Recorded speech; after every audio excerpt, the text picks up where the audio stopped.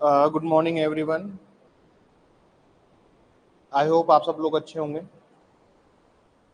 और अपना खूब सारा ध्यान रख रहे होंगे। कुछ दिन हमारी क्लास नहीं हो पाई थी, तो आई होप आप सब लोग अच्छे होंगे। और बहुत दिनों से क्लास नहीं हुई है। अभी दिक्कत क्या थी कि देखिए, अपना जो इंस्टीट्यूट है,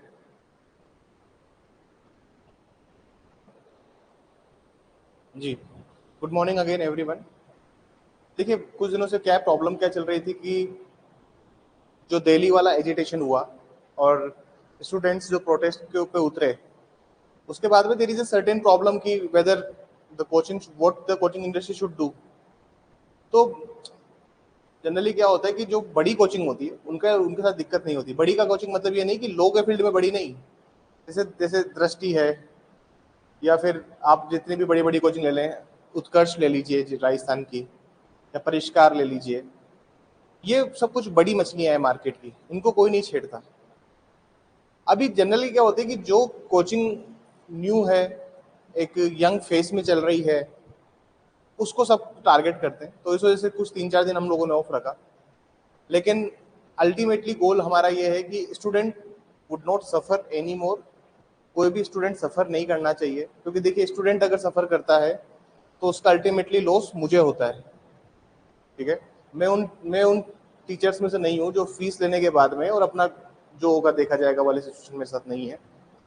मैं हूँ या नेहा मैम है, हम लोगों का हमेशा डेडिकेटली एक ही फोकस रहा है कि बेस्ट एजुकेशन स्टूडेंट को प्रोवाइड करना और बेस्ट आउटकम उससे निकलना चाहिए।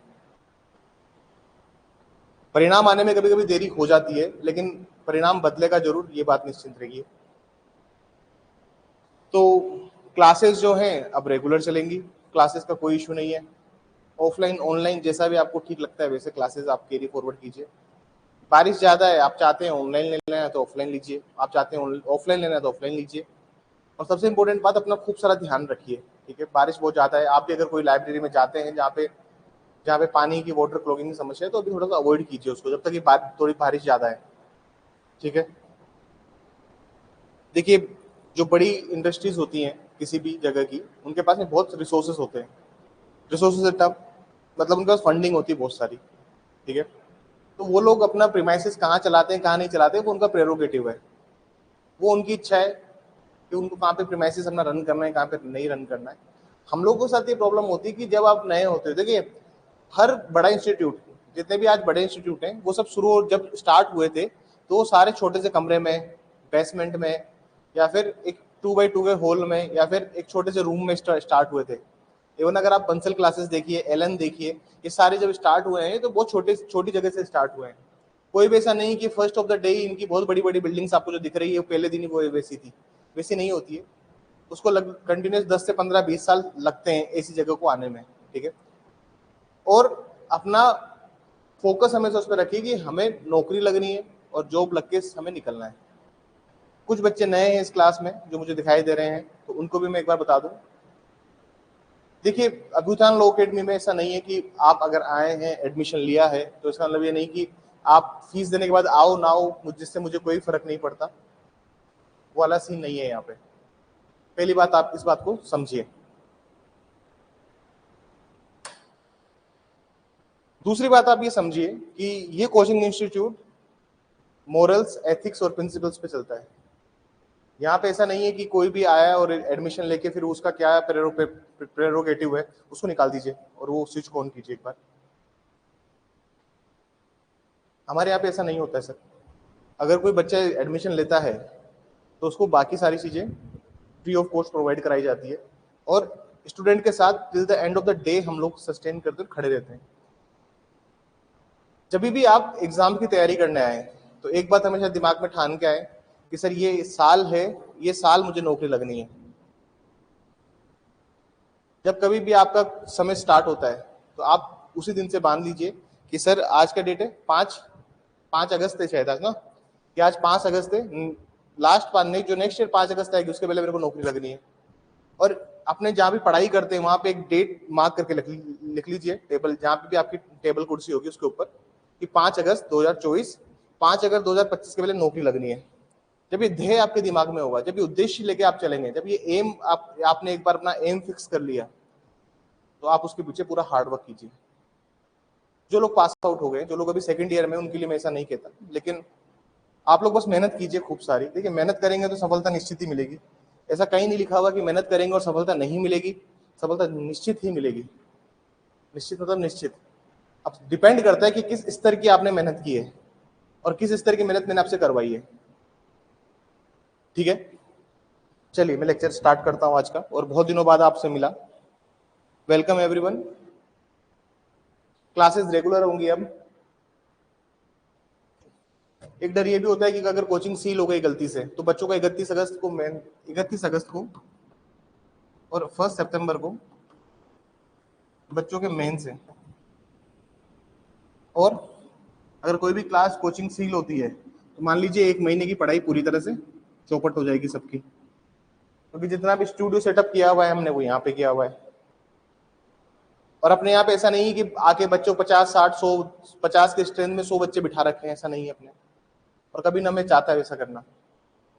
मुझे जब भी लगेगा इस सेंटर का हाफ स्पेस ऑक्वायर्ड हो गया है, मैं सेंटर चेंज कर दूंगा।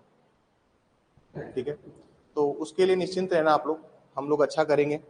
ठीक है, और अच्छे से पढ़ेंगे। देखिए, आज सीपीसी का जो लेक्चर है, आई थिंक वो 18th लेक्चर है। ठीक है, और अभी तक हमने सिर्फ इंट्रोडक्शन पार्ट पढ़ा है। हमने सिर्फ इंट्रोडक्शन पढ़ा है कि सीपीसी क्या है, कैसे काम करता है, कैसे एम्प्लॉय होता है।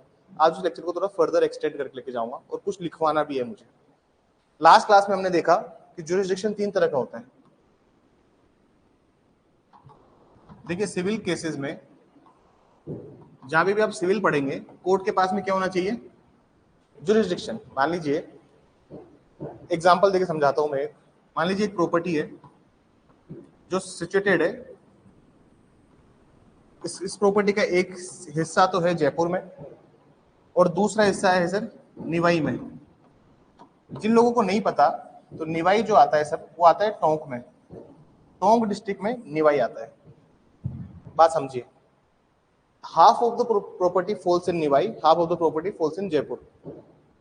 जब आजादी प्रॉपर्टी 2 जुरिस्डिक्शन में बटी हुई है, तो कौन सा कोर्ट ट्राई करेगा? कौन सा कोर्ट ट्रायल करेगा? कौन सा कोर्ट इस पर विचारण करेगा? और ये सारी सिचुएशन एक सिविल कोर्ट के पास में हमेशा एक जुरिस्डिक्शन होना चाहिए, जिसको हम लोग कहते हैं अधिकारिता।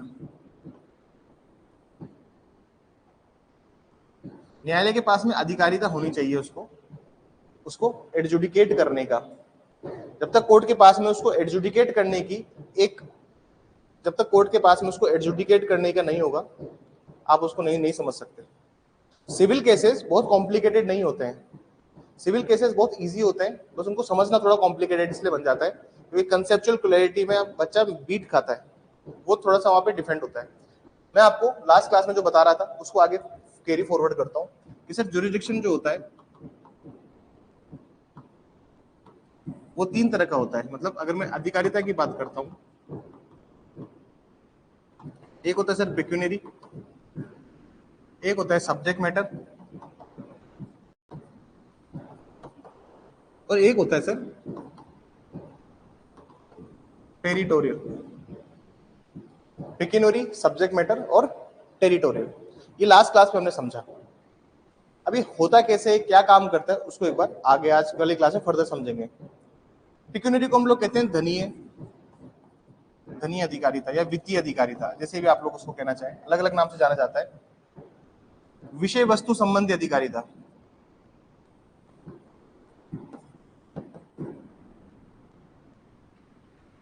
इसको बोलते हैं क्षेत्रीय अधिकारिता।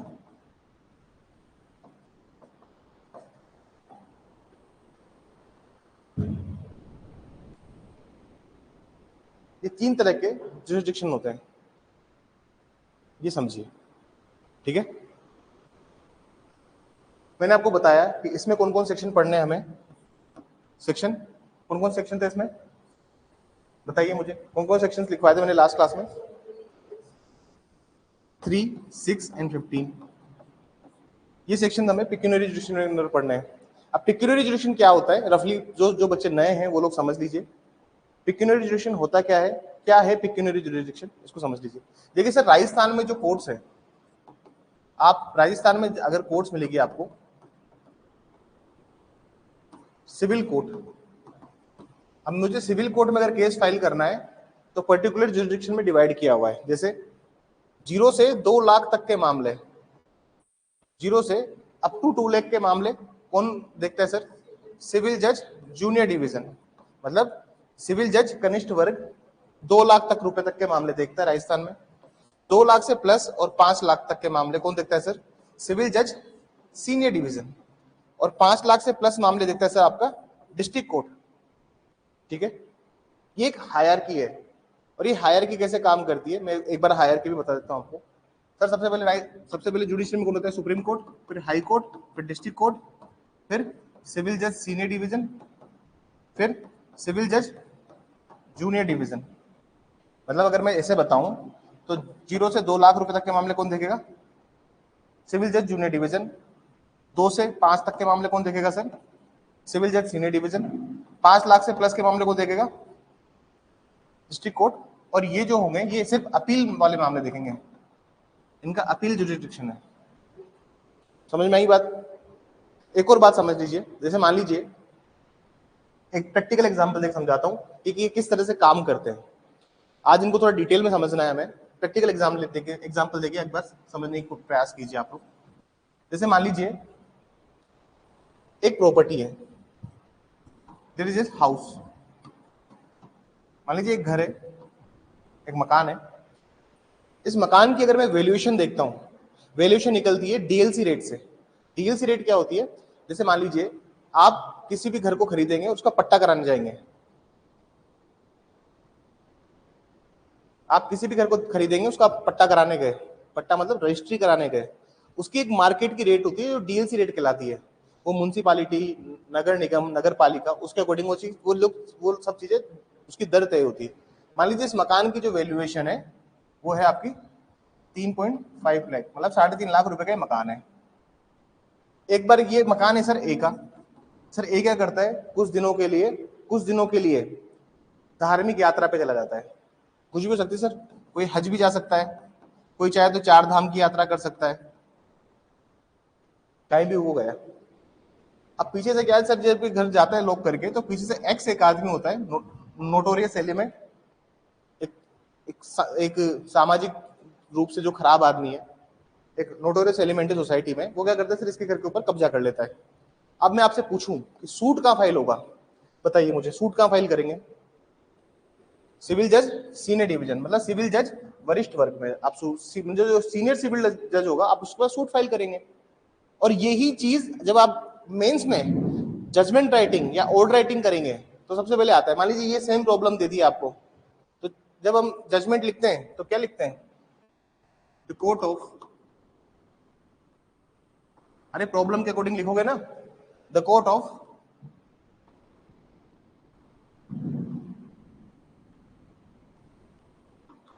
सिविल जज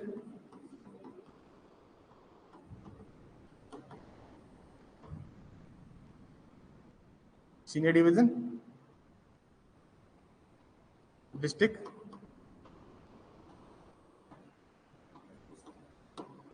ठीक है, कैसे टाइटल लिखा जाता है? हल्का सा जजमेंट राइटिंग का भी आप ये तभी पता कर पाओगे राजस्थान में पिक्यूनरी लिमिट कितनी है। और ये सब क्यों सर? क्योंकि सर राजस्थान में जो जुरिडिक्शन है वो पिक्यूनरी के होना चाहिए। ये बात समझ में आई? अगर आपकी पिक्यूनरी लिमिट, पिक्यूनरी मतलब होता है पैसा, उस कोर्ट के पास में वो शक्ति होनी चाहिए, उसके पास में वो जुरिडिक्शन अधिकारिता होनी चाहिए कि इतने रुपए तक का मैटर वो ट्रायल कर सकता है। अगर है तो वो करेगा।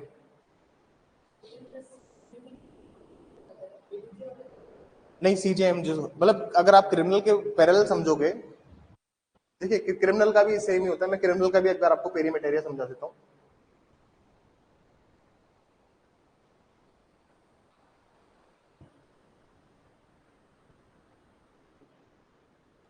मैं दोबारा बना देता हूँ। जैसे सिविल का क्या होता है सर? सिविल केसेस में supreme court, high court, district court, civil जज सीनियर डिवीजन और सिविल जज जूनियर डिवीजन। ये सिविल की हायरार्की है कोर्ट्स की। मतलब सिविल के क्या कोर्ट्स हैं, कैसे क्रम में काम कर रहे हैं, वो ये है। अगर मैं क्रिमिनल की बात करता हूँ, अगर मान लीजिए क्रिमिनल की मैं बात करता हूं, supreme court, high court, court of session, CJM और तो मतलब सीनियर सिविल जज सीनियर डिवीजन सीजेएम के इक्विवेलेंट होता है, ये बात समझिए। जुडिशियल मजिस्ट्रेट सिविल जज जूनियर डिवीजन होता है सिविल और क्रिमिनल में, बात समझिए। अब मान लीजिए चोरी हुई है, मैं थोड़ा सा क्रिमिनल का भी एग्जांपल देता हूं, मान लीजिए थेफ्ट हुआ है, अरे सर चोरी हुई है और चोरी का ट्रायल चल रहा है, ये आरोप है कि इन्हें कुछ सामान की चोरी करी है। अब कौन सा जज ट्रायल करेगा, कौन सा मजिस्ट्रेट ट्रायल करेगा, इसके लिए आपको सीआरपीसी का शेड्यूल देखना पड़ेगा। जब आप सीआरपीसी पढ़ेंगे अपन तो उसका शेड्यूल में दिखाऊंगा कि चोरी वाले ऑफेंस में कौन सा मजिस्ट्रेट ट्रायल करता है। वहां पे लिखा हुआ है magistrate of first class, magistrate of first class होता है वो ट्रायल करता है, क्योंकि मजिस्ट्रेट ऑफ फर्स्ट क्लास चोरी की कितनी सजा है, कितनी सजा है सर? अभी पुराने वाले, अगर मैं पुराने की बात करता हूँ, यहाँ डिफाइन किया है सजा दी 379 में, कितनी सजा है? 3 साल की सजा है। और जुडिशियल मजिस्ट्रेट कितने साल तक की सजा दे सकता है? सेक्शन 28 29 सीआरपीसी आप देखने हैं वहां पे, अभी तो चेंज हो गया है पूरा। अब जो हम पढ़ेंगे नागरिक सुरक्षा संहिता पढ़ेंगे, मैं पुरानी सीआरपीसी की बात कर रहा हूँ। यहाँ पे 3 साल तक की सजा दे सकता है, सीजेएम 7 साल तक की सजा दे सकता है, ये सारी सजा दे सकता है एक्सेप्ट डेथ। डेथ के लिए कंफर्म करना पड़ेगा कहां से? हाई कोर्ट से। सिविल और क्रिमिनल दोनों साइमल्टेनियसली काम करते हैं और एक साथ काम करते हैं। आपको सिर्फ इनकी हायर की पता होनी चाहिए सबसे पहले। मान लीजिए चोरी हुआ है, अगर चोरी हुई है तो फिर यहाँ पे जो आपने सिविल जज लिखा है ना सर, इसको हटा दीजिए चोरी वाले में, यहाँ पे आ जाएगा कोर्ट ऑफ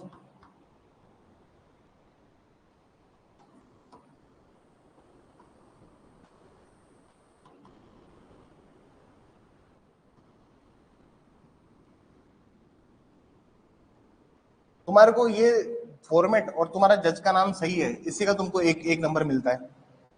तो ऐसे स्टेप वाइज मार्किंग होती है आरडीएस में।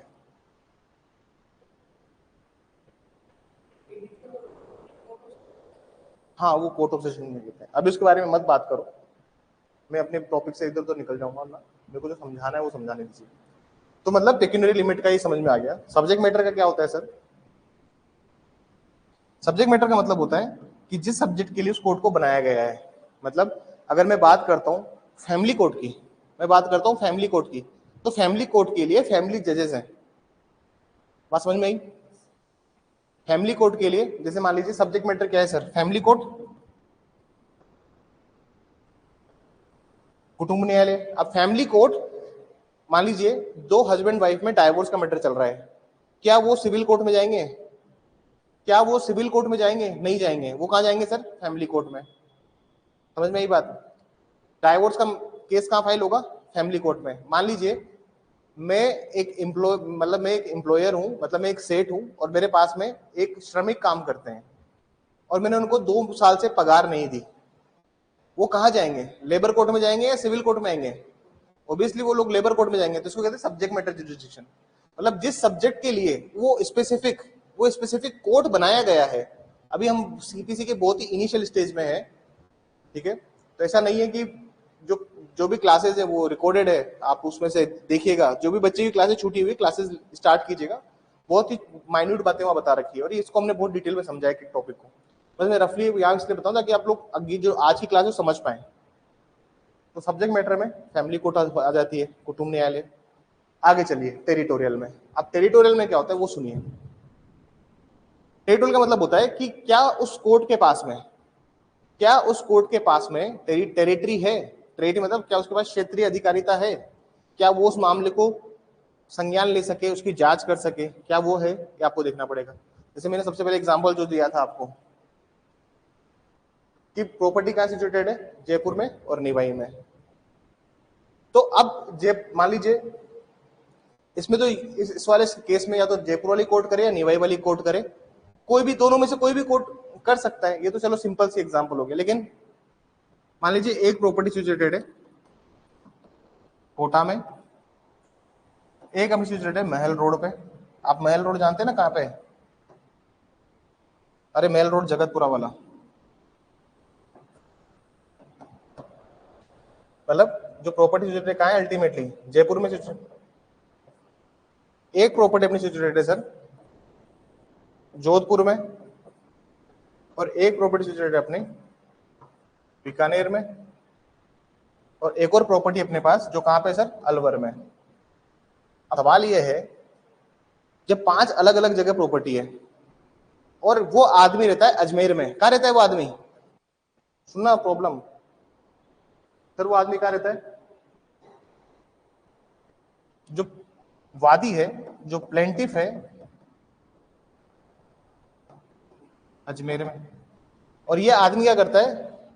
अजमेर की कोर्ट में केस फाइल कर देता है पार्टीशन का। कौन सा फाइल करता है? विभाजन का। अरे हो सकता है ना कि पार्टीशन की प्रॉपर्टी अलग अलग जगह सिचुएटेड हो, लेकिन ये आदमी कहाँ रहता है? अजमेर में, और वो अजमेर में केस फाइल करता है। बताइए सूट वैलिड है वॉइड है? बताइए, क्या ऐसा सूट, ऐसा केस फाइल हो सकता है क्या? क्या ऐसा केस कोर्ट के सामने मेंटेन होगा? बताइए, क्या मेंटेनेबल है ये सूट? दोबारा समझिए, मान लीजिए, पहले समझिए कि सूट किस चीज का है। सूट है सर पार्टीशन का, विभाजन का। जब भी पार्टीशन होगा तो जरूरी है कि पार्टीशन एक ही जगह की प्रॉपर्टी का हो? डिफरेंट डिफरेंट जगह भी प्रॉपर्टी हो सकती है। एक प्रॉपर्टी बीकानेर, कोटा, अलवर, जयपुर, जोधपुर, अलग अलग जगह डिफरेंट डिफरेंट जगह प्रॉपर्टी है।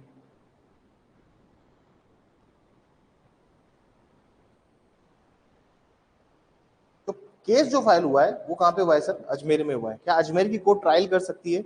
जी हाँ, अजमेर की कोर्ट ट्रायल कर सकती है। ये बिल्कुल अंडरस्टूड सी बात है कि हाँ, अजमेर की कोर्ट ट्रायल कर सकती है, उसको पूरा राइट है ट्रायल करने का। ये बात समझ में आई? बताइए, पहले ये पॉइंट समझ में आया? लेकिन ये हुआ कैसे, इसके लिए अब हम आगे के नेक्स्ट टॉपिक्स पढ़ेंगे। और आज से स्टार्ट हो रहा है टॉपिक ज्यूरिसडिक्शन, क्योंकि लास्ट वाली क्लास में सिर्फ मैंने हल्का सा बताया था, लेकिन आज मैं क्या स्टार्ट कर रहा हूं? आज से अधिकारिता का टॉपिक स्टार्ट हो रहा है। तो जो भी बच्चे नए हैं वो 15-20 पन्ने छोड़ दीजिएगा इनिशियली। कितने पन्ने छोड़ने के लिए बोलूं? आपकी राइटिंग थोड़ी बड़ी है शायद। कितने कितने पन्ने छोड़ने के लिए कहूं? 5 पन्ने रफली काउंट कर लो।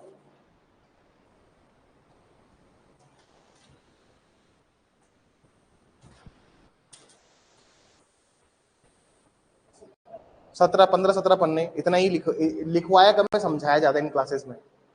तो आप देखिएगा और उसके अकॉर्डिंग आप लोग अपने अकॉर्डिंगली पेजेस छोड़ दीजिएगा।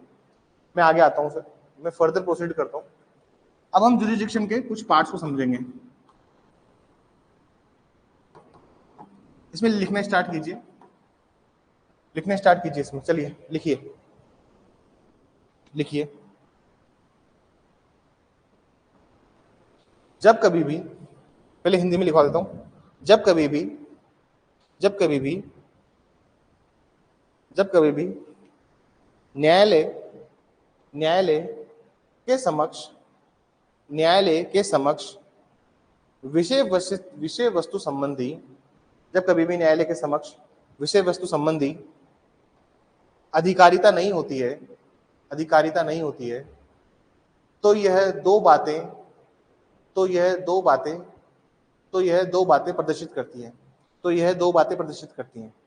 wherever wherever it is said that wherever it is said that wherever it is said that a court does not have wherever it is said that the court does not have wherever it is said that the court does not have jurisdiction, court does not have subject matter jurisdiction, court does not have subject matter jurisdiction, then it cannot two specific things, that it cannot two specific things. पहला point लिखिए, पहला point लिखिए, first point लिखिए एक बार, Hindi medium वाले बच्चे। तो ये दो बातें प्रदर्शित करती है। पहला पॉइंट लिखिए कि किसी विशेष, किसी विनिर्दिष्ट, लिखिए किसी विनिर्दिष्ट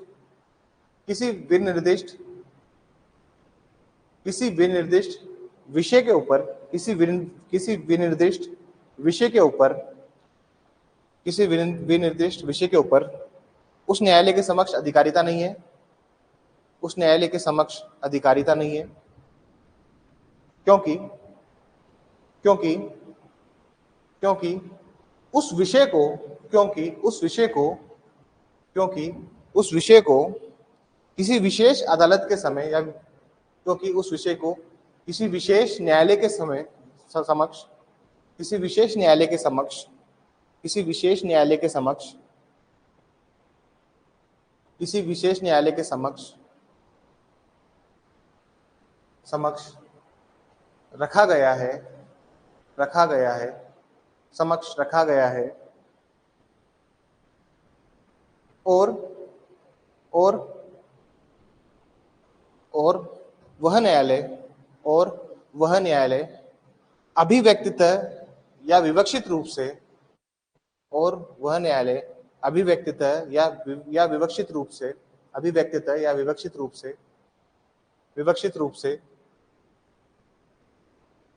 सिविल न्यायालय को वर्जित करता है, सिविल न्यायालय को वर्जित करता है, सिविल न्यायालय को वर्जित करता है। लिखिए, इंग्लिश में लिखेंगे please. On that particular topic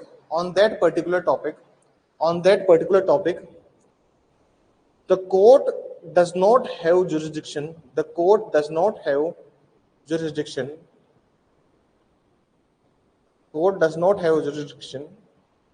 because that topic is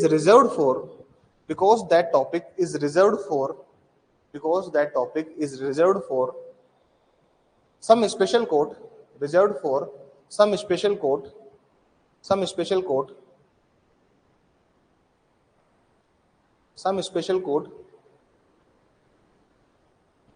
and it is expressly or impliedly barred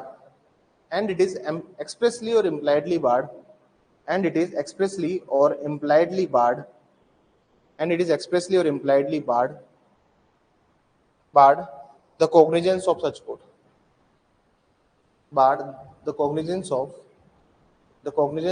civil court, expressly or impliedly barred the cognizance of civil court,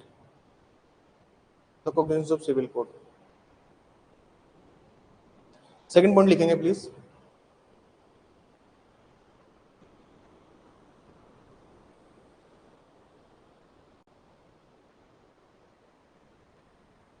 उस न्यायालय के पास किसी विनिर्दिष्ट विषय के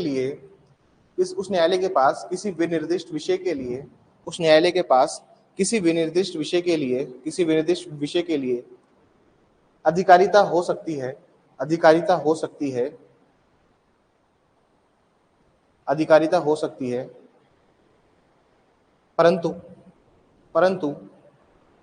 परंतु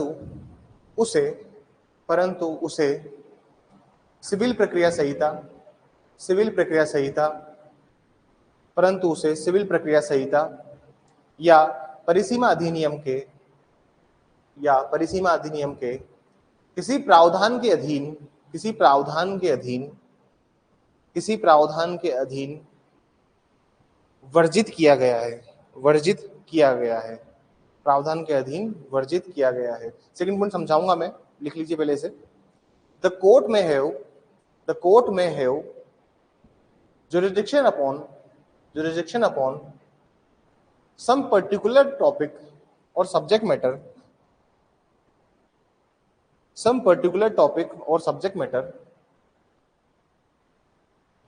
court may have jurisdiction upon some particular topic or subject matter but के बाद हमेशा कोमा लगाना, हावेवर के बाद हमेशा कोमा लगाना। But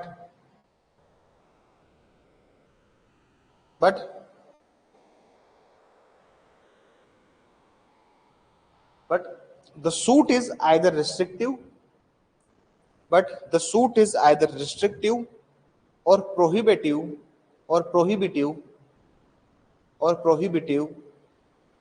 by some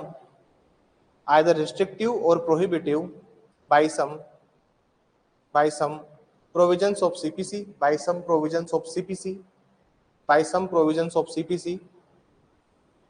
or the bar of limitation should apply, or the bar of limitation should apply, or the bar of limitation should apply, or the bar of limitation should apply.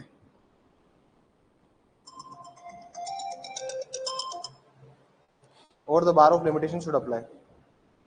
अब समझिए दो point जो मैंने बताया. पहले point में मैंने क्या बताया आपको कि सर कोई स्पेशल कोड बना रखी है, जैसे Hindu marriage act. Hindu marriage act में एक स्पेशल कोड बनी हुई है, स्पेशल एक विशेष न्यायालय बनाया हुआ है एक विनिर्दिष्ट विषय वस्तु के लिए, विनिर्दिष्ट विषय के लिए, मतलब एक स्पेसिफिक टॉपिक के लिए. स्पेसिफिक टॉपिक क्या है सर? फैमिली रिलेटेड जितने भी इशू हैं उसके लिए क्या कर रखा है सर? एक स्पेशल कोड बना रखी है. इसलिए सर सिविल कोर्ट के पास में जुरिडिक्शन नहीं है. दूसरी बात ही सुनिए, सेकंड पॉइंट में मैं क्या बोल रहा हूं कि वो कोर्ट ट्राई कर सकता है, मतलब अगर चाहे तो न्यायालय के पास में हो सकता है, लेकिन सीपीसी के प्रावधान उसको रोक रहे हैं. सीपीसी के प्रावधान भी उसको रोकते हैं. जैसे सीपीसी के कौन से प्रावधान रोकते हैं? सीपीसी के कौन से प्रावधान रोक रहे हैं उसे? ऑर्डर टू रूल टू रोक रहा है उसको, या फिर आप रेस जुडिकेटा उसको रोक रहा है, या फिर बाकी अदर सिमिलर प्रोविजन से जो उसको रोक रहे हैं, उसको ट्राई करने से रोक रहे हैं, उसको विचारण से रोक रहे हैं. जो सेकंड पॉइंट में मैंने लिखा है कि सीपीसी के प्रोविजन उसको रोक रहे हैं. जैसे सेक्शन 11 रेस जुडिकेटा.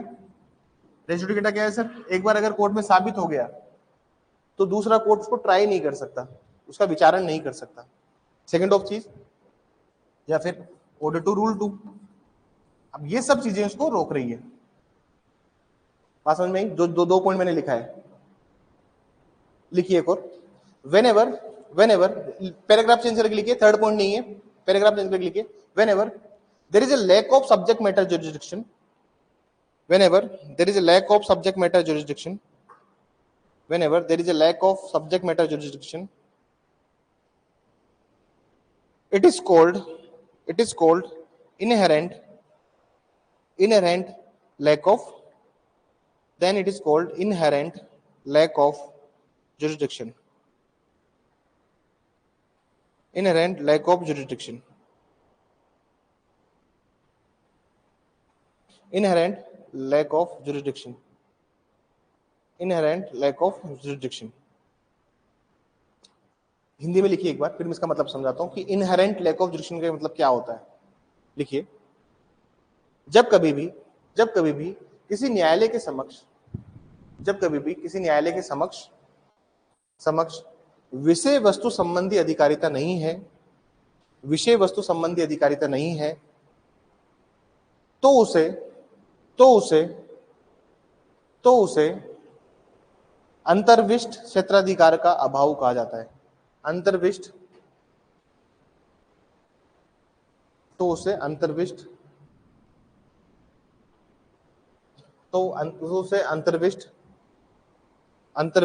अधिकारिता का अभाव कहा जाता है. क्षेत्राधिकार नहीं, अंतर्विष्ट अधिकारिता का अभाव कहा जाता है. अंतर्विष्ट अधिकारिता का अभाव कहा जाता है. अब मान लीजिए, सुनिए बात एक मेरी, क्या इंपैक्ट होता है लैक ऑफ जुरिडिक्शन का? नहीं, क्या मतलब क्या होता है? किसी के पास में अगर इनहेरेंट जुरिडिक्शन नहीं है, उसका क्या मतलब है, उसका क्या इंप्लीकेशन है, वो एक बार समझने की कोशिश कीजिए. ठीक है ना? सुनिएगा बात. ये हस्बैंड और वाइफ है, ठीक है? हस्बैंड और वाइफ का मैटर चल रहा है. किसी वकील साहब ने इनको कह दिया कि आप, हस्बैंड बोलता है कि मेरे को मेंटेनेंस चाहिए, नया नया एडवोकेट है, हस्बैंड जाता है, या फिर मान लीजिए वाइफ जाती है. वाइफ का मैं ज्यादा कॉम्प्लिकेट नहीं करता एग्जाम्पल. मान लीजिए तो हस्बैंड वाइफ थे, वाइफ जाती है किसी वकील के पास में और बोलती है सर मुझे मेंटेनेंस चाहिए. कोई नया नया एडवोकेट है.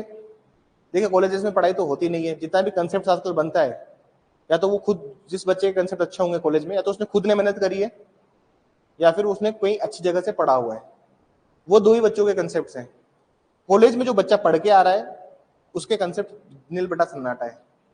उसमें इसलिए कह रहा हूं, देखिए यंग कोई एडवोकेट था, इसका नाम था ए बोलता है कि मैडम मेंटेनेंस चाहिए ना आपको, मतलब भरण पोषण चाहिए ना आपको कोर्ट से, तो आप ऐसा करो मैडम, आप चले जाइए. कहां चले जाइए?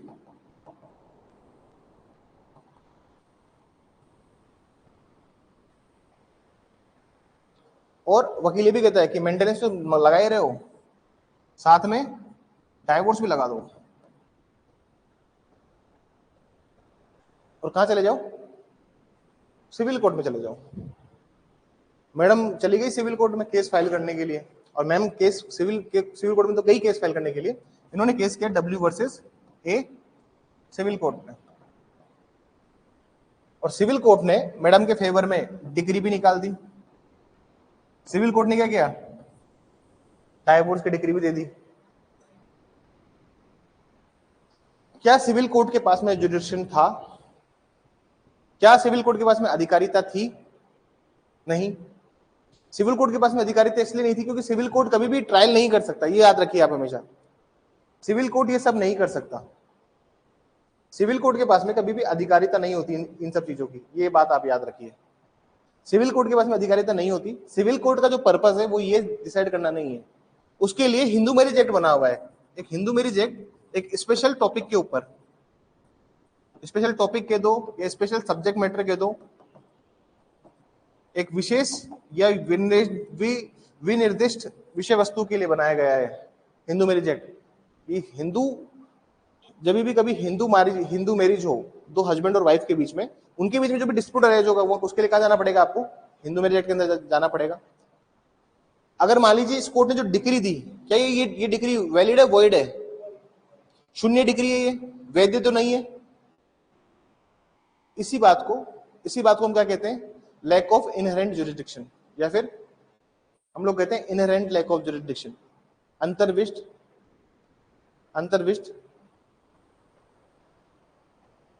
लिखा है ना मैंने भी आप लोगों को जो पैराग्राफ, वही तो बात है। हाँ, एग्जाम्पल नोट कर लीजिए।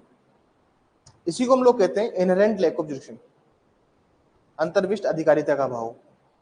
कि कोर्ट के पास में क्या नहीं है, अंतर्विष्ट अधिकारिता नहीं है इस मामले को जांच करने की। अगर कोर्ट ने किया है तो वो डिग्री क्या हो जाएगी सर, वॉइड हो जाएगी। ये डिग्री वॉइड है, वॉइड अब इनिशियो है पर से, मतलब शुरुआत से ही वॉइड है ये।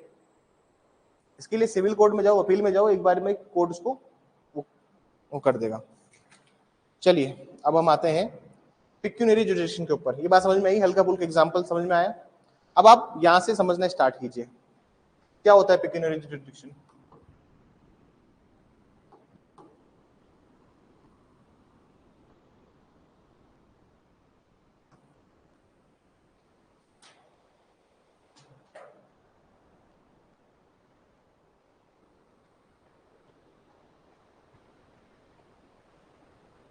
धन संबंधी लिख दो, आर्थिक लिख दो, वित्तीय लिख दो।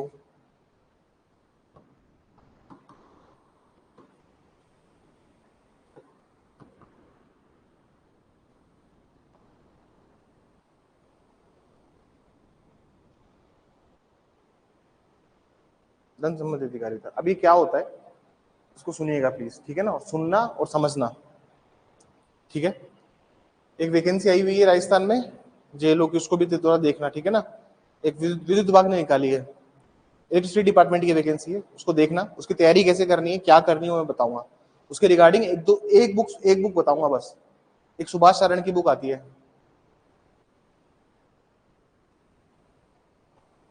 एक सर है सुभाष चरण, इनकी बुक आती है, इस बुक को पढ़ना। आप फॉर्म भरिएगा उसका, ठीक है ना सर, फॉर्म भरिएगा। उनकी एक बुक आती है राजस्थान जीके की, छोटी सी बुक है, ज्यादा बड़ी बुक नहीं आती है, इतनी सी बुक आती है, उसको एक बार पढ़िएगा। और जो लो हम पढ़ रहे हैं वहां तो बहुत ही बेसिक सा लो आता है, राजस्थान की जीके नहीं क्लियर होती बच्चों से, ठीक है। तो ये बुक जो है इसी बुक से पेपर बनता है, और इसी बुक से ऑलमोस्ट इसी सर जो एक सर की बुक आती है, वो मैं कल लाके एक बार सबको फोटो भी दिखा दूंगा उस बुक का, ठीक है ना। इस बुक को खरीद लीजिएगा, बहुत हेल्पफुल बुक है सुभाष चरण सर की। राजस्थान जेलों की जो वैकेंसी है उसमें दो पार्ट है, एक तो लो का पार्ट है जो विद्युत विभाग ने निकाले, उसमें एक तो लो का पार्ट आता है सर। लो बहुत बेसिक पूछते हैं, बहुत टफ लो नहीं आता है, बिल्कुल बेसिक सवाल आते हैं लो के। एक लो का पार्ट है, एक राजस्थान जीके का पार्ट है, ठीक है। और बहुत ज्यादा टफ एग्जाम नहीं है, थोड़ा सा मेहनत करेंगे तो निकल जाएगा। नहीं मेंस नहीं होगा, एक एग्जाम होगा, ऑनलाइन होगा वो भी। इंटरव्यू नहीं है, इंटरव्यू नहीं है, सिर्फ एमसीक्यू भर के आना है। मेरिट बनती है, मेरिट से सीधा डॉक्यूमेंट वेरिफिकेशन और अगले दिन नौकरी। सरकारी नौकरी है, अपने अलग अलग डिपार्टमेंट निकालती है, जैसे जेबीएनएल निकालती है, राजस्थान में है ना जयपुर विद्युत वितरण निगम लिमिटेड, जोधपुर विद्युत वितरण निगम लिमिटेड, इलेक्ट्रिसिटी का जो डिपार्टमेंट है उसमें जूनियर ऑफिसर की वैकेंसी आई हुई है अभी। मैं नोटिफिकेशन शेयर कर दूंगा, टेलीग्राम पे डाल दूंगा, वो आप देख लीजिएगा। अच्छी वैकेंसी है, अच्छी खासी संख्या में वैकेंसी आई है, बन जाओगे, लग जाओ नौकरी। ये नहीं है कि आप आरजेस की तैयारी करें तो आप आरजेस पे पूरा अपना ध्यान फोकस, आरजेस जब आरजेस नहीं है आसपास, 6-7 महीने में आरजेस नहीं आ रहा, हमेशा अपने जोन को फिक्स करके चलिए। तैयारी आप करते हैं, जैसे मान लीजिए आज जो डेट है वो है 5 अगस्त, आप देखिए कि नेक्स्ट क्या 6 महीने में आरजेस है, नहीं है आरजेस, तो अपना फोकस बाकी एग्जाम्स में लगाओ, क्योंकि जब आरजेस की वैकेंसी आने लगती है ना तो मार्केट में हवा आ जाती है। साथ साथ कोचिंग के साथ साथ बाकी चीजों को भी फॉर्म भरते रहो, जितने अधिक मात्रा में फॉर्म भरेंगे। देखिए लो डिपार्टमेंट में ये है, जो बच्चे 100 बच्चे तैयारी करते हैं ना, मान लीजिए 100 बच्चे अगर एग्जाम की तैयारी कर रहे हैं, तो आप ये बात स्पष्ट तौर पे याद रखिए, मतलब मैं कोई लीपा पोती करके बात नहीं कह रहा हूँ आपसे, मैं डेफिनेट बता रहा हूँ कि 80 बच्चों का टारगेट सिर्फ आरजेस बनने का है। लेकिन जो रेस्ट 20 बच्चे हैं ना सर, ये 20 स्टूडेंट्स, इनका टारगेट ये है कि भाई 1 साल में नौकरी लग रही, कोई सी भी लगो, आरजेएस का काम है, देते रहेंगे। भाई आरजेएस में प्रैक्टिस तो मांगते नहीं है, तो आप जूनियर ऑफिसर बनो, आप बैंक में लगो, फिर भी आरजेएस तो दे सकते हो ना। ये थोड़े ना, जब तक वैकेंसी नहीं आ रही तब तक आप नौकरी लगी, नौकरी लगने के बाद देखिए इंटरव्यू में बच्चे क्यों फेल होते हैं, सबसे बड़ा रीजन मैं आज बता देता हूँ आपको। इंटरव्यू में बच्चा इसलिए फेल होता है कि इंटरव्यू वाला जज पूछता है आपसे कि सर एलएलबी कब का किया हुआ है, आप बोलोगे 2020 का, 21 का, 22 का, आपसे पूछेंगे क्या किया, अभी 2025 चल रहा है, 26 चल रहा है, क्या किया आपने, तो कहेंगे सर तैयारी कर रहा था मैं तो जज कहेगा ठीक है, आपको तो कुछ कहेगा नहीं। लेकिन वहीं पे एक बच्चा आया जो 2020-22 पास आउट है, 23 पास आउट है, वो आते कहेगा सर बैंक में नौकरी कर रहा हूँ सर, और उसके साथ तैयारी भी करता हूँ, उसके साथ यहाँ भी पहुंचा हूँ, किसका इंपैक्ट ज्यादा पड़ेगा, जो नौकरी कर रहा है। अब वो बैंक तो एक सिर्फ एग्जाम्पल है, सर लॉ ऑफिसर हूँ फलाना डिपार्टमेंट में, सर एचडीएफसी में लीगल एडवाइजर काम करता हूँ, सर एयू में काम करता हूँ, तो उसका एक अलग इंपैक्ट पड़ता है। तो हमेशा याद रखना, इंटरव्यू में जो भी बच्चे फेल होते हैं वो आके बाहर आके डिस्क्लोज नहीं करते हैं इस फैक्ट को, लेकिन उनके फेल होने का मुख्य वजह ही यही है। क्योंकि मैंने भी मॉक इंटरव्यूज लिए हैं जेएलओ के, जो अभी जेएलओ हुआ था अपना, उसमें मैं बहुत सारे मॉक इंटरव्यूज में बैठा, मैंने एक ही बात बच्चों को बोलता था मैं कि अपना आंसर आप इस पर प्रिपेयर कीजिए। मान लीजिए आप बहुत, आपका गेप बहुत ज्यादा है, आप पास आउट हो गए 2016 में, 17 में, 18 में, 19 में, तो गेप अगर बहुत ज्यादा बन रहा है ना, देखिए सर जब जब पहुंचेंगे तभी पहुंचेंगे, तैयारी तो सर एक कंटिन्यूस होती है, लेकिन आप अपने गेप को फुलफिल करने के लिए कुछ स्ट्रेटेजी बना के जाइए। ये बोली कि मैं सीनियर एडवोकेट के पास प्रैक्टिस करता हूँ, वो तो उसमें बहुत दम वाली बात नहीं है। आप बोलो कि मैं किसी के पास प्रैक्टिस कर रहा हूँ, लॉ फर्म में काम करता हूँ, उसका कोई, आप अगर ये बोलो सर कॉर्पोरेट फर्म में काम करता हूँ, दिल्ली में कॉर्पोरेट फर्म है उसमें मेरा काम है, ये मेरी एक फ्रेंड है, जब उसका इंटरव्यू आया तो वो एसएस राणा में थी। एसएस राणा एक आईपीआर की फर्म है, एसएस राणा दिल्ली में एक फर्म है, वो एसएस राणा में काम करती थी, और राजस्थान में पहले अटेम्प्ट में सेलेक्ट हो गई, जज बन गई, अभी शायद झालावाड़ पोस्टेड है। तो जब मैं आपको मेनली बात जो कंसर्न बता रहा हूँ वो ये बात ये है कि आप अगर ये सोचें कि आप ये सोचें कि सिर्फ आरजेएस ही है जो हमें उस मुकाम पे, हाँ आरजेएस पहुंचना ठीक है, आ रहा है आरजेएस नेक्स्ट 6 महीने में, नहीं आ रहा तो सर जो भी रास्ते में एग्जाम आ रही है उसको फोड़ते हुए निकलो, मतलब उसको क्रैक करते हुए निकलो। आप ये मत वेट कीजिए कि, देखिए सफलता किसी के लिए इंतजार नहीं करती है, सफल होने वाला व्यक्ति प्रयास जारी रखता है हमेशा। तुम ये मत समझिए कि तुम्हारे इस अभी प्रयास से सफलता मिल जाएगी, प्रयास लगातार होते रहते हैं, क्योंकि सबका भाग्य अलग अलग है, भाग्य, मेहनत, बहुत सारी चीजें मैटर करती है फाइनल सिलेक्शन में। ये बात समझ में आई? अब वापस में पॉइंट पे आता हूं मैं। हाँ, और एक और बात मैं बता दूं, देखिए अपने सीपीसी में 120 प्लस लेक्चर है, मैं आपको भी बोल रहा हूँ 120 प्लस लेक्चर है, अभी शायद 18th चल रहा है, तो मतलब ये सिर्फ 1/10 क्लासेस हुई है, उसमें भी बहुत बेसिक पढ़ाया है, और लिखवाए कितने पन्ने, 17 पन्ने, 15-17 पन्ने ही लिखवाए हैं 18 क्लासेस में। तो मतलब वो क्लासेस जो है वो बेस फंडामेंटल कोर है, ठीक है। Rest free of the time में जिन बच्चों ने क्लासेस नहीं लिए, इन क्लासेस को लीजिए, अपने 15-20-25 पन्ने छोड़ दो और बाकी वो क्लासेस अटेंड कर लेना सीपीसी की। आप लेक्चर्स में, आप ऐप के ऊपर स्वैप करेंगे तो आपको सारे लेक्चर्स मिल जाएंगे, टाइम वाइज, ठीक है ना, वो आप देख लीजिएगा। लेकिन 120 प्लस लेक्चर है, मतलब आपको इतना डिटेल में अगर सीपीसी जा रहा है तो अभी तक सिर्फ हम यहीं पे हैं, तो उसमें ज्यादा दिक्कत मत लेना, बस अपना पढ़ाई पे फोकस करो। मेन एम आपका सिलेक्शन होना चाहिए, हमें नहीं फर्क पड़ना चाहिए बाकी 10 दुनियादारी क्या चल रही है। चलिए मैं आगे चलता हूँ।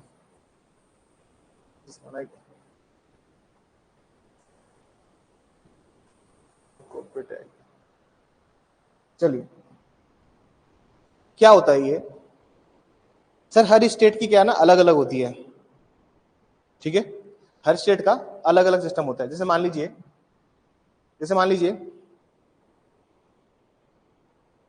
सुनिएगा, मान लीजिए मेरे पास एक प्रॉपर्टी है जो 1,90,000 रुपए की है, 1,90,000 की प्रॉपर्टी है मेरे पास एक, ठीक है।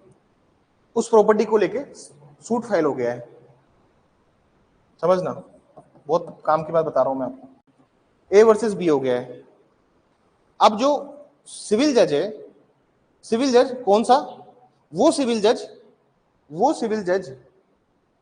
जज इसका ट्रायल करेगा, वो सिविल जज का विचारण करेगा जो कि लोएस्ट कॉम्पिटेंट कोर्ट है। एक बार सेक्शन 15 निकालिए आप, सेक्शन 15 निकालेंगे प्लीज सीपीसी में। सेक्शन 15 क्या कहता है,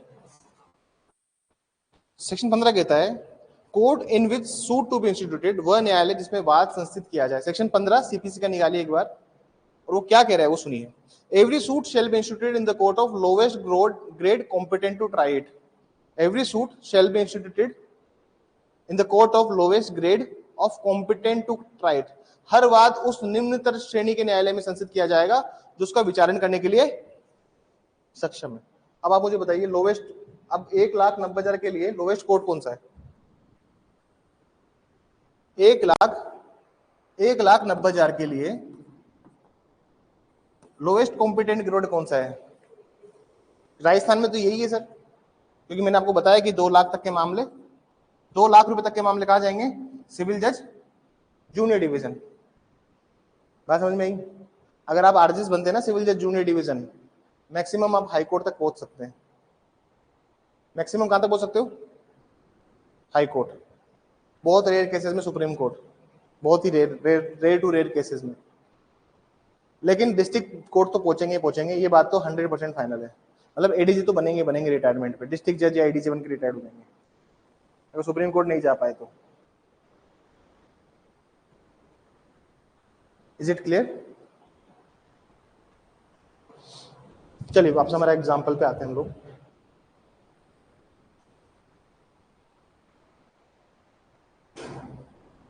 आइए वापस एग्जाम्पल पे आते हैं हम लोग, और जो मैं समझाने की कोशिश कर रहा था उसको एक बार समझिए।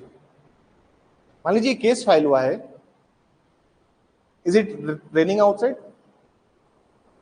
हेवीली, भारी, बहुत ज्यादा भारी बारिश है क्या?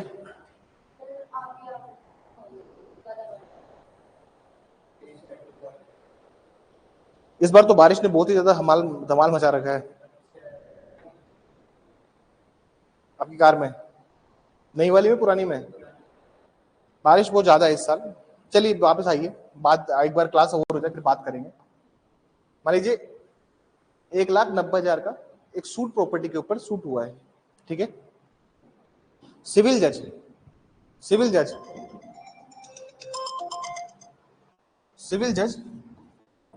कोर्ट ऑफ फर्स्ट इंस्टेंस में देखिए आप,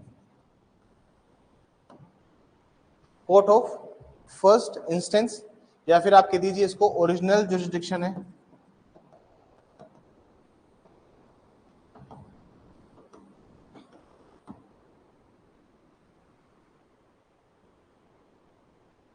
मतलब ये जो न्यायालय है इसके पास में जो अधिकारिता है इस मामले के विचारण की, इस कोर्ट के पास में अगर ये ट्रायल करने का जो राइट है वो ओरिजिनल है। सबसे पहला कोर्ट भी यही होगा। फर्स्ट इंस्टेंस मतलब होता है कि वह कोर्ट जो सबसे पहले विचारण करेगा, सबसे प्रथम विचारण करने का जो अधिकार है वो वाला न्यायालय है ये। कौन सा न्यायालय होगा ये? सिविल जज जूनियर डिवीजन, यही कोर्ट है राजस्थान में, यही कोर्ट इस पूरे पूरे मैटर को देखेगा। ठीक है, सेक्शन 3 निकालिए एक बार और लिखने स्टार्ट कीजिए। सेक्शन 3 हेडिंग डालिए। सेक्शन 3 हेडिंग डालिए। सेक्शन 3 सबसे पहले बड़ी हेडिंग डाले ना, पेक्यूनियरी जुरिडिक्शन, ठीक है ना, उसके बाद सेक्शन 3 लिखना स्टार्ट कीजिए। लिखिए सेक्शन 3 में,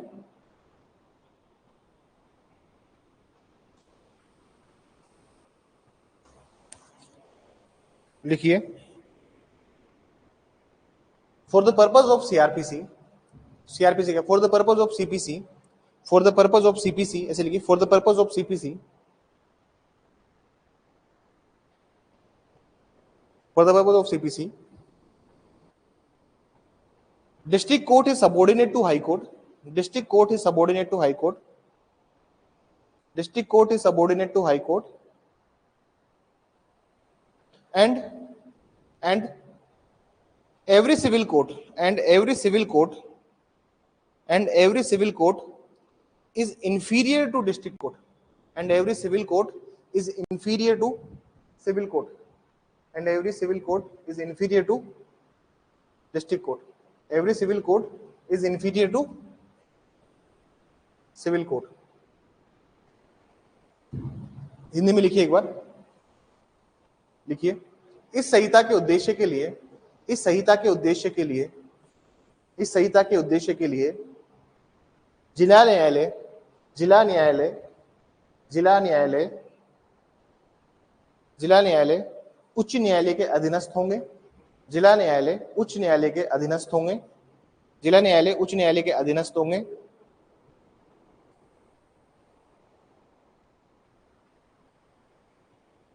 और हर सिविल न्यायालय, और हर सिविल न्यायालय, और हर सिविल न्यायालय, हर सिविल न्यायालय जिला न्यायालय से अवर होगा, हर सिविल न्यायालय जिला न्यायालय से अवर होगा। अवर, अवर मतलब होता है इंफीरियर, अवर होगा, छोटा, अवर होगा।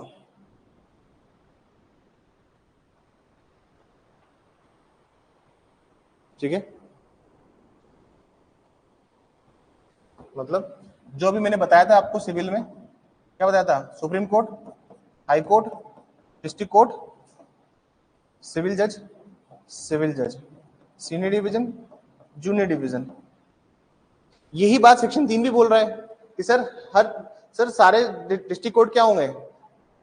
हाई कोर्ट के सबऑर्डिनेट होंगे, और ये जितने भी आपके सिविल न्यायालय हैं, सिविल न्यायालय डिस्ट्रिक्ट कोर्ट के इंफीरियर होंगे। यही बात लिखाई मैंने, और यही बात सेक्शन 3 भी बोल रहा है। अब ये डायग्राम बना लीजिए एक बार, अब एक बार डायग्राम बना लीजिए। आगे लिखवा रहा हूं, मैं लिखवा रहा हूं, अभी नहीं हुआ है पूरा। 2 मिनट रुकिए, अभी सवाल पूछना, अब मेरे को एक बार पूरा कर लेने दीजिए। इस पे लो वाले बच्चों को ना सवाल बहुत होते हैं, सवाल तो हो जाए, लेकिन एक बार टॉपिक अपना और हो जाए। सवाल पूछने पे कोई पाबंदी नहीं है, क्योंकि आप लोग सिर्फ एक बच्चे नहीं हो, मेरे स्टूडेंट्स नहीं हो। देखिए, मैं यहाँ पे टीचर का रोल नहीं प्ले करता हूँ, मैं यहाँ पे मेंटर हूँ आप लोगों का। कैसे युद्ध में हमें जाना है, कैसे हमें आगे की ट्रेनिंग करनी है, वो चीज मेरे को सिखानी है। जैसे आगे सुनिए, एक और कोर्ट होता है जिसको हम लोग बोलते हैं स्मॉल कोर्स कोर्ट, लघु वाद न्यायालय। ये लाइन मैंने नहीं लिखवाई अभी, इसको मैं समझाऊंगा पहले क्या होते हैं लघु वाद न्यायालय।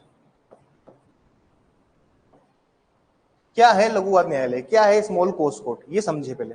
देखिए, स्मॉल कोर्स कोर्ट जो होते हैं, ये स्मॉल कोर्स कोर्ट का काम कुछ स्पेसिफिकली क्या काम होता है स्मॉल कोर्स कोर्ट का? स्मॉल कोर्स कोर्ट का काम, मेन जो काम होता है स्मॉल कोर्स कोर्ट का, वो होता है मनी मैटर्स में डील करना। जैसे मैं आपको एग्जांपल दूं इसका, देखिए स्मॉल कोर्स कोर्ट आया कहां से?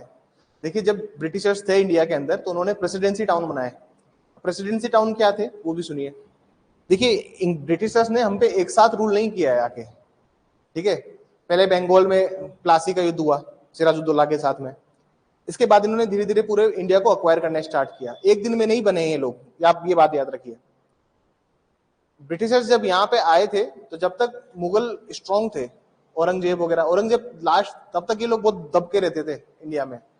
लेकिन जैसे ही मुगल सल्तनत कमजोर पड़ी तो इन्होंने पूरे पैसे वैसे देके उसको खरीद लिया। इन्होंने खुद के एडमिनिस्ट्रेशन अपॉइंट किए। देखिए आप कहीं भी रूल कीजिए, जैसे मान लीजिए पानी पी के आइए,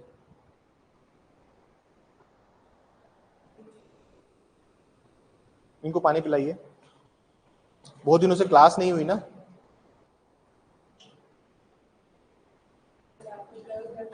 कोई बात नहीं, कोई बात नहीं, ट्रेवल करके आए हो मुझे पता है। आप जो लोग ओवरनाइट ट्रेवल करके आते हैं तो क्लास में वो लोग बच्चे पूरे सुस्ती में ही रहते हैं। सर क्या हुआ, आज मान लीजिए आपसे बस इतना सा इमेजिन कीजिए कि आपके पास में लगभग 1000 लोगों की एक पूरा एक आपकी कम्युनिटी 1000 लोगों की है। 1000 लोगों में से 200 लोग वॉरियर हैं, मतलब 200 लोग ऐसे हैं जो युद्ध के लिए हमेशा तैयार है। तो मतलब आप अगर चाहें तो किसी भी एरिया को, टेरिटरी को कब्जा सकते हैं। देखिए टेरिटरी कब्जाना बड़ी बात नहीं है, ये भी याद रखना। टेरिटरी पे एडमिनिस्टर करना बड़ी बात है। मेरे पास अगर बहुत सारी टेरिटरी है तो मेरे को उसको एडमिनिस्टर करना आना चाहिए ना भाई। अब आईएएस है तो वो एडमिनिस्ट्रेशन सर्विस है। जब तक एडमिनिस्ट्रेशन नहीं आएगा आपको उस एरिया का, उसमें शांति नहीं रह सकती। जब तक पीस नहीं रहेगा वो एरिया ग्रो नहीं करेगा, प्रोस्पोरस नहीं होगा। बेसिक बेसिक कंसेप्ट सही है ह्यूमैनिटी के। अगर आपको कहीं ग्रो करना है तो आपके, तो ब्रिटिशर्स का भी यही प्लान था कि इंडिया में जाएं और इंडिया में जाके अपना पैसा कमाएं। लेकिन ब्रिटिशर्स को ये रियलाइज होता है कि अगर पैसा कमाना है ना में, तो हमें रूल करना पड़ेगा। क्योंकि मोस्ट ऑफ द पैसा जो ये लोग मिलता था उसको क्या करते थे, राजा महाराजाओं को टैक्स के रूप में पे करते थे। जैसे मुगल हो गए, उनको टैक्स दे रहे हैं बहुत हेवी, तो उससे क्या होता था, प्रॉफिट। अरे प्रॉफिट जब भी कोई आदमी प्रॉफिट शेयर करता है, अरे मान लीजिए आपने एक दुकान लगाई, ठीक है ना, आपने दुकान लगाई, आपने दुकान ली एक जीटी के अंदर, गौरव टावर है अपने जयपुर में, आपने गौरव टावर में एक दुकान ली। आप जब भी प्रॉफिट शेयरिंग करना स्टार्ट कर देते ना, तो आप मंथली रेंट पे कर रहे हो उसको, मतलब 1.5-2 लाख रुपए महीने का कमाते हैं और 1 लाख रुपए रेंट दे देते हैं, मतलब कमाई होगी आधी। तो अंग्रेजों को भी यही थिंकिंग उनकी कि यार क्या किया जाए कि पूरा पूरा पैसा मिला जाए। उन्होंने धीरे धीरे छोटे छोटे एरिया एक्वायर करने स्टार्ट कर दिए और मना कर दिया कि टैक्स नहीं देंगे। एक बार औरंगजेब के टाइम पे भी उन्होंने ऐसा किया, और औरंगजेब ने 200-300 मजदूर बंगाल की फैक्ट्री में उनको आग लगा के मार दिया सबको। 6-6 महीने तक नाक रगड़ी अंग्रेजों ने, तब जाके औरंगजेब ने उनको अलाउ किया है। ये बात याद रखना। और उस टाइम के 2 लाख रुपए का जुर्माना लगाया था। उस टाइम के 2 लाख रुपए, इन्फ्लेशन ध्यान रखो तो आज के 20, आपके आज के लगभग 20-30 करोड़ रुपया होगा अगर तुम इन्फ्लेशन को ध्यान में लेते हो तो। इतना तो सिर्फ जुर्माना लगा देता उस टाइम पे। अब तुम ये बात याद रखिए, देखिए जब भी आपको कहीं गवर्न करना है तो वहां पे आपको टाउन बनाने पड़ते हैं प्रॉपर। और टाउन अगर आप बना रहे हैं तो टाउन के लिए आपको कंप्लीट पॉलिसी चाहिए होती है, और पॉलिसी एक दिन में नहीं आती है, ये भी याद रखिए। पॉलिसी को इंप्लीमेंट करना आना चाहिए। तो इन लोगों ने क्या किया, प्रेसिडेंसी टाउन बनाए, जहां पे इन्होंने प्रिंसिपल ऑफ इक्विटी और ऐसे ये अपना लॉ इंपोज करते थे। तो जितने भी प्रेसिडेंसी टाउन थे, तो शुरुआत में 3 थे, कोलकाता, मद्रास, सूरत, और ये अहमदाबाद भी आप कह सकते हो, सूरत, अहमदाबाद, बॉम्बे। ये जो स्टार्टिंग कुछ एरियाज थे, ये प्रेसिडेंसी टाउन में काउंट किया जाता था इन्हें। तो वहां पे एक जज होता था जो कि सिर्फ मनी के मैटर देखता था। एक कोर्ट बनाई स्पेशल जो सिर्फ पैसे संबंधित कोर्ट देखती थी। कौन सा मैटर देखती थी, सिर्फ पैसा संबंध, मनी रिलेटेड सारे मैटर्स वो कोर्ट देखती थी। आप एक बार ऑर्डर 37 निकालिए, ऑर्डर 37 पढ़िए, एक बार बैलेट में निकालिए ऑर्डर 37, ऑर्डर 37 निकालिए जल्दी से, और वहां पे देखिए कि कौन सी कोर्ट को पावर दी हुई है कि समरी प्रोसीजर के तहत केस को सुन सकती है। ऑर्डर 37 निकालिए प्लीज, थोड़ा सा हाथ को हैंडी रखिए बैरक के ऊपर। कौन कौन सी कोर्ट है जो कि ट्रायल कर सकती हैं। स्मॉल कोर्स कोर्ट दिख रहा है वहां पे, लघुवाद न्यायालय दिख रहा है, नहीं दिख रहा है?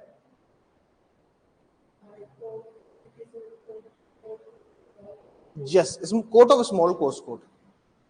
अभी ये वहां पे एक और कोर्ट दिख रहा होगा आपको, सिटी सिविल कोर्ट, कौन सा दिख रहा है? ये भी वही होगा जहां पे प्रेसिडेंसी टाउन होंगे। सिटी सिविल कोर्ट का मतलब ये होता है कि एडीजे की कोर्ट जो होती है, डिस्ट्रिक्ट जज की जो कोर्ट है, उसी को हम क्या कहते हैं, सिटी सिविल कोर्ट। ठीक है। ये स्मॉल कोर्स कोर्ट जो होती है ना sir, small cause court civil जज नहीं होता है कभी भी, ये याद रखना हमेशा।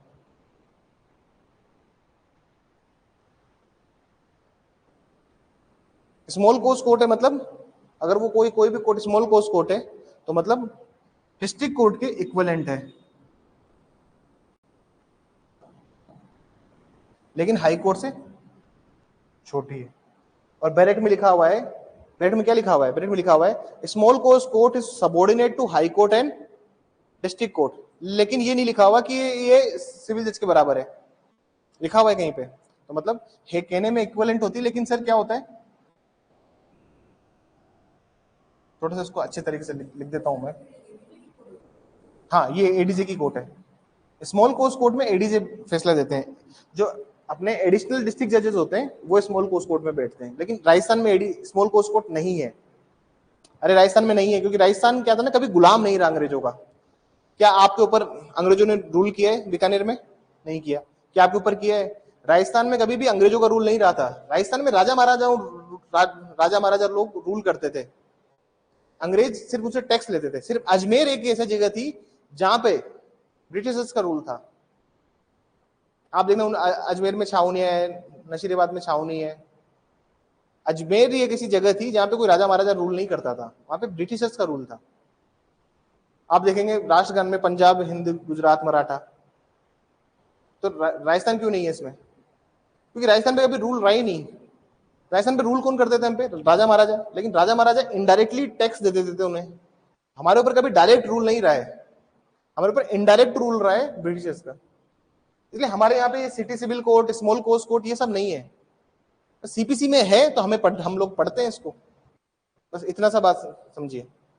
कहीं भी स्मॉल कोर्ट कोर्ट आ जाए, ये सिटी सिविल कोर्ट आ जाए, समझ लेना कि ये सिविल जज और ये सारी कोर्ट नहीं होती है।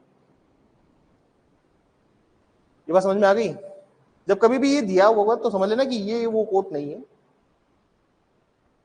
मतलब ये कहने का मतलब है इनका कि हाई कोर्ट और डिस्ट्रिक्ट कोर्ट के पैरेलल एक दूसरी कोर्ट होती है, बोलती है स्मॉल कोर्ट कोर्ट।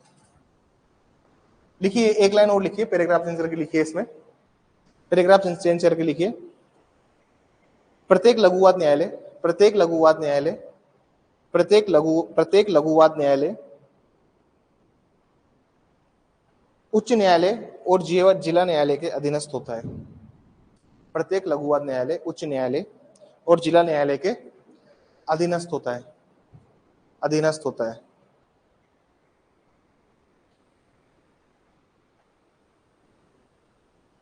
लिखिए, every small coast court, every small coast court, every small coast court is subordinate to high court and district court.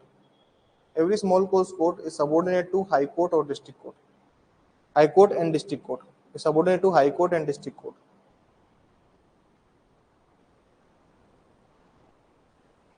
ये बात समझ में आई? आगे चले। अब लिखिए सेक्शन 6। सेक्शन 6 लिखिए, हेडिंग डाली सेक्शन 6।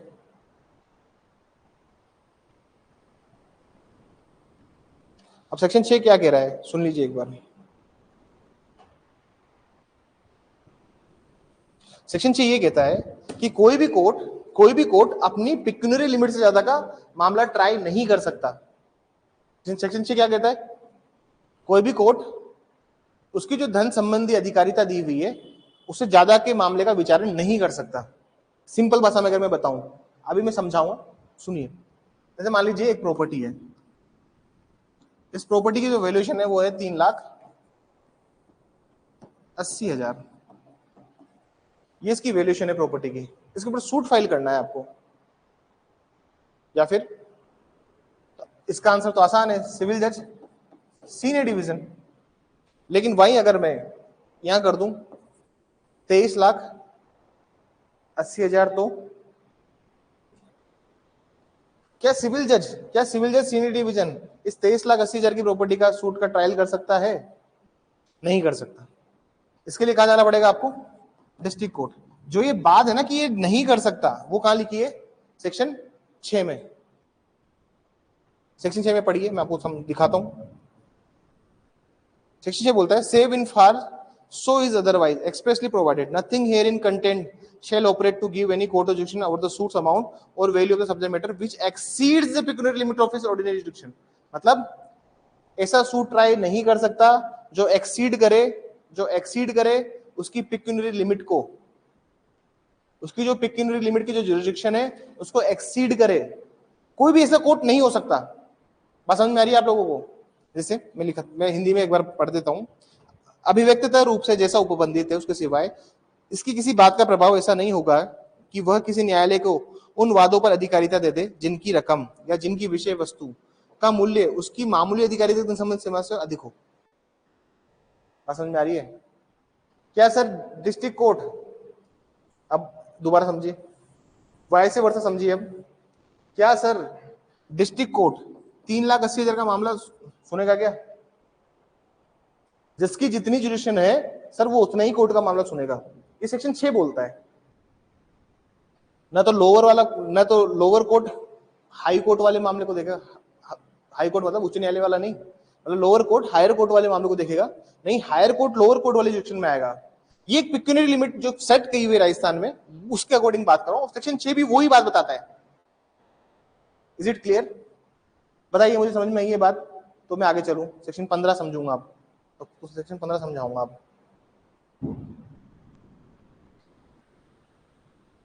बताइए मुझे एक बार, समझ में आया? लोकेश, मानसी, आमिनी, ललिता, मीनू।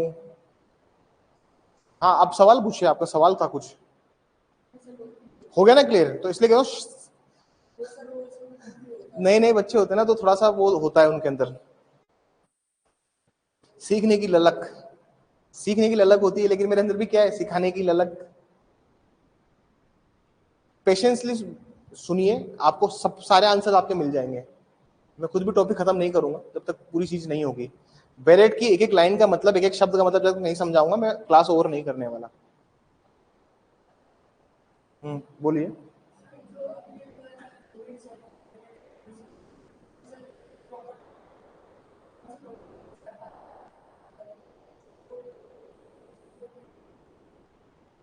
प्रॉपर्टी का मत सुनिए आप, प्रॉपर्टी से मत कीजिए, प्रॉपर्टी से लिंक मत कीजिए आप इसको। आपका कहना है, सवाल ये है कि सर 2 लाख की कौन सी प्रॉपर्टी होती है आजकल? आजकल तो सारी सारी सारी प्रॉपर्टी लाखों की होती है, करोड़ों की प्रॉपर्टियां होती है।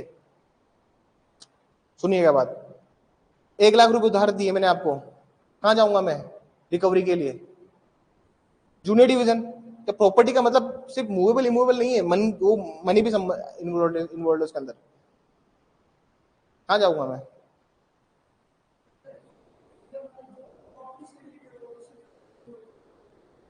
5 लाख की लिमिट बहुत ज्यादा होती है। जनरली बात क्या होती है, 5 लाख की लिमिट के ऊपर अगर केस होता है तो इसे तो हर प्रॉपर्टी 5 लाख रुपए की है।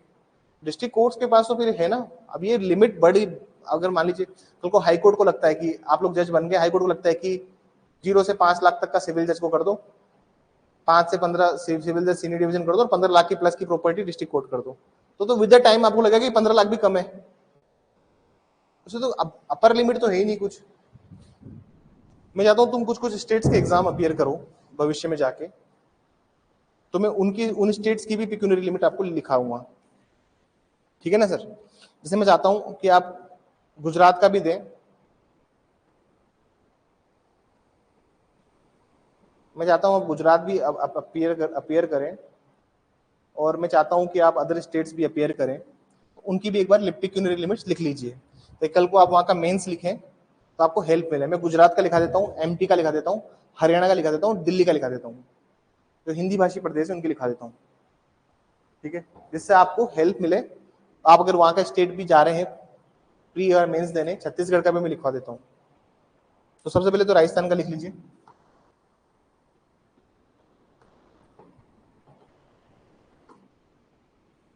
कि क्या होती है पिक्यूनरी लिमिट।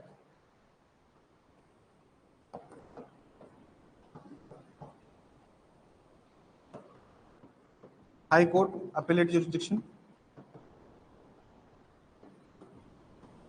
अपीली अधिकारिता, डिस्ट्रिक्ट कोर्ट। डिस्ट्रिक्ट कोर्ट का क्या है सर राजस्थान में?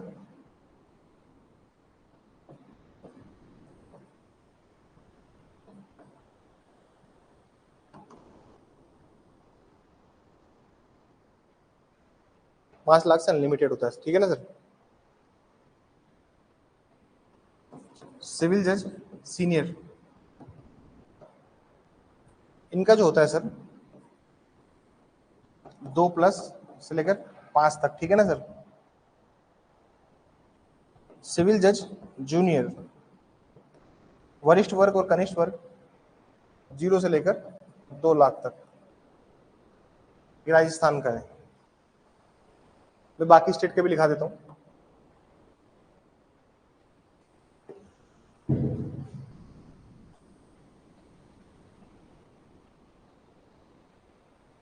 एमपी का लिख लीजिए,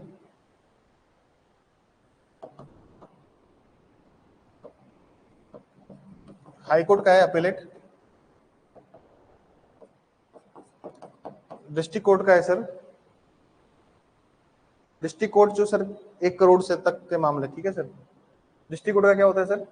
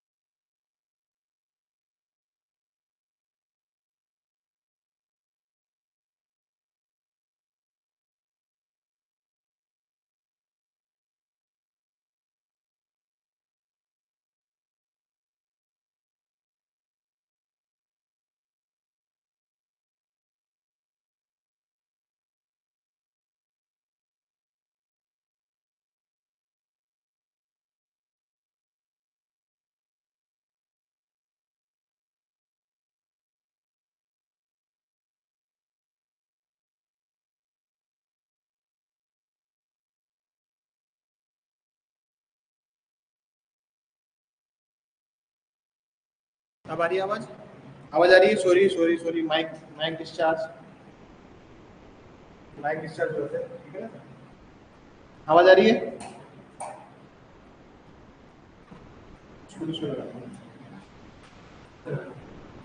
जी आवाज आ रही है सर? जी जी ठीक है। तो राजस्थान का ही हो गया, एमपी का ही हो गया। आप लोग अदर स्टेट में ट्रेन करेंगे तो अगर आप मान लीजिए गुजरात का लिख लीजिए, गुजरात में बहुत सारे लोग जज बनने के लिए ट्राई करते हैं। हाई कोर्ट, डिस्ट्रिक्ट कोर्ट दोनों अफिलिएटेड, इनका जो है अपीलीय अधिकारिता इनके पास में, अपीलीय अधिकारिता है, अपीलेट जुरिडिक्शन है, इनके पास में सिर्फ अपील जाएगी।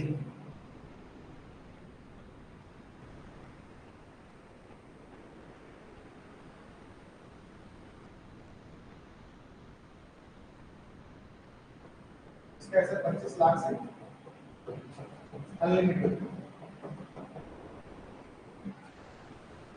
25 लाख से अनलिमिटेड, मतलब 5 करोड़ की प्रॉपर्टी भी है तो भी कौन देख रहा है? सिविल जज सीनियर डिवीजन।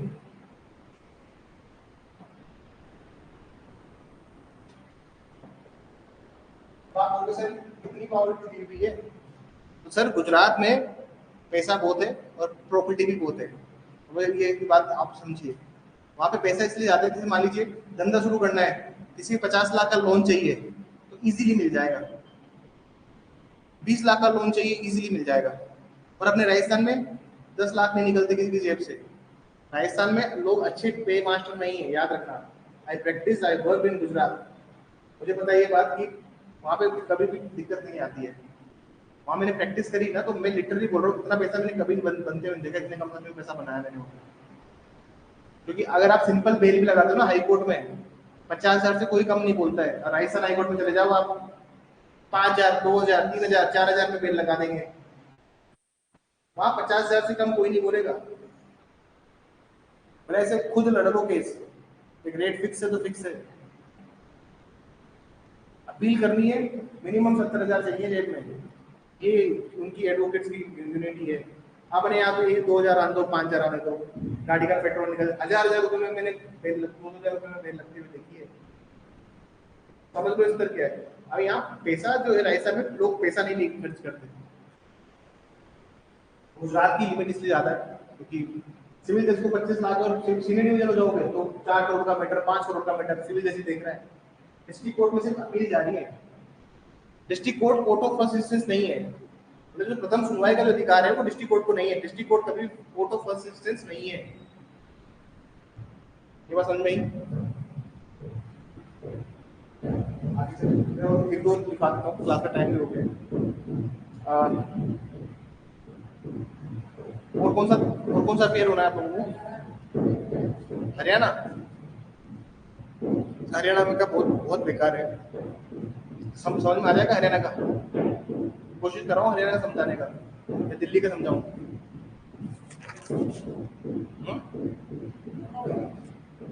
दिल्ली में तो ऐसा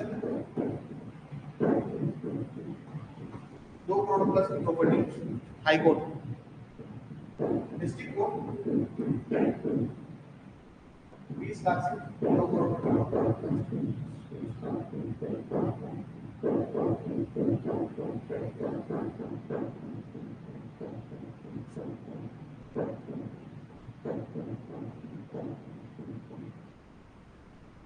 वहाँ सीनियर डिवीजन जूनियर डिवीजन नहीं है दिल्ली में। दिल्ली में सीनियर डिवीजन जूनियर डिवीजन नहीं है, वहाँ पे वहाँ का ये लिमिट है।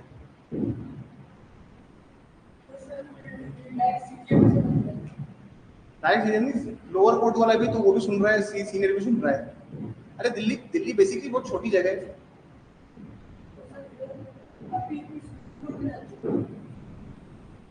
आवाज क्लियर नहीं आ रही।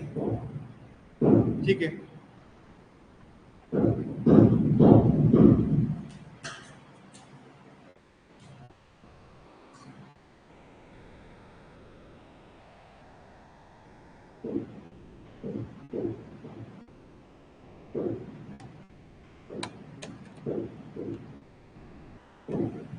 अब ठीक आ रही है आवाज? अब ठीक है। बहुत दिनों से क्लास नहीं हुई ना, तो बेचारा पूरा डिस्चार्ज हो गया माइक। लगभग 4-5 दिन से क्लासेस नहीं हुई। सारे जयपुर के सारे कोचिंग वाले खौफ में। हाँ, कोचिंग को लेके अभी क्या करें, है तो है यार, जो भी है व्यवस्था। देखिए जयपुर एक ऐसी जगह है, मैं कोचिंग वालों की तारीफ नहीं कर रहा हूँ कोई, पर जयपुर एक ऐसी जगह है जहाँ पे सुसाइड नहीं करता है बच्चा, कोई कोचिंग करने आता है तो। देखा आपने, पढ़ा कि जयपुर का बच्चा सुसाइड कर रहा है? अरे कभी सुना आपने कि जयपुर में कोई बच्चा कोचिंग करने आया है सुसाइड किया? आपको 2 साल हो गए, 1.5-2 साल रहते हुए, कभी सुना आपने अगल बगल में किसी ने सुसाइड कर लियो? सुना आपने? कौन सी की तैयारी करते थे वो? आरजेस वाले तो नहीं होंगे डेफिनेटली। रीट वाली थी कोई लड़की होगी ना। हाँ, बहुत रेयर केसेस होंगे सुसाइड। आरजेस वाला तो नहीं करता सुसाइड। अरे आरजेस वाला सुसाइड इसलिए नहीं करता क्योंकि आदत हो जाती है, बहुत मोटी चमड़ी होती है, जज वालों तैयारी करते हैं। एक तो आपके पास में डबल डिग्री है। 12वीं के बाद में आप, मतलब जो बच्चा 12th करके सीधा, जैसे 12th की बीए बीएड करके आ गया जयपुर में, तो उसको थोड़ी मेच्योरिटी की कमी होती है। आरजेस वाले बच्चे मेच्योर होते हैं, उनको पता है ना कि हमें जीवन में संघर्ष ही करना है। अगर हमने वकालत क्षेत्र चुना है तो, या तो अभी भी संघर्ष करना है, और इसके बाद जिस भी कोर्ट में जाएंगे या एडवोकेट बनेंगे वहां भी संघर्ष। अपनी डिग्री में ना एक और बात बहुत अच्छी है, देखिए आरजेस का तो अच्छी बात क्या है, तैयारी करते हो तो, कि ऐसा नहीं है कि आपके पास कुछ एंड ऑफ द डे कुछ रहेगा नहीं। तुमने अगर पढ़ाई अच्छे से करी, तैयारी अच्छे से करी है, तो तुम कोर्ट में भी जाके झंडे गाड़ोगे, क्योंकि लोग को समझने की जो अंडरस्टैंडिंग आपके अंदर डेवलप होगी, तो वहां पे भी आप अच्छा ही कर लोगे। मैं विकास दिव्य कीर्ति सर की तरह ये नहीं बोल रहा कि कुछ नहीं होगा तो तजुर्बा होगा, मैं ऐसी वाली बात नहीं कर रहा। तजुर्बा नहीं होगा सर, आप कोर्ट में झंडे गाड़ देंगे, ये बात डेफिनेटली याद रखिए। देखिए सर, जब हम लो पढ़ते हैं ना, मैं आपको डिमोटिवेट नहीं कर रहा हूँ, मैं चाहता हूँ आप सब लोग जज बने। लेकिन जब आप लो पढ़ते हैं तो लो पढ़ने से एक जुडिशियल माइंड डेवलप होता है आपके अंदर। आपको सही गलत की पहचान करना सीखते हो कि क्या चीज सही है, क्या चीज गलत है, क्या चीज इक्विटेबल है, क्या चीज इक्विटेबल नहीं है, क्या चीज साम्यतापूर्ण है, क्या चीज साम्यतापूर्ण नहीं है। आप सही गलत को चूज करते हो और वहीं पे आप लो को समझते हो। लो बहुत टफ नहीं है, कॉमन सेंस चाहिए आपको अपना, कॉमन सेंस से तो हो जाएगा। ठीक है sir, that's all for today.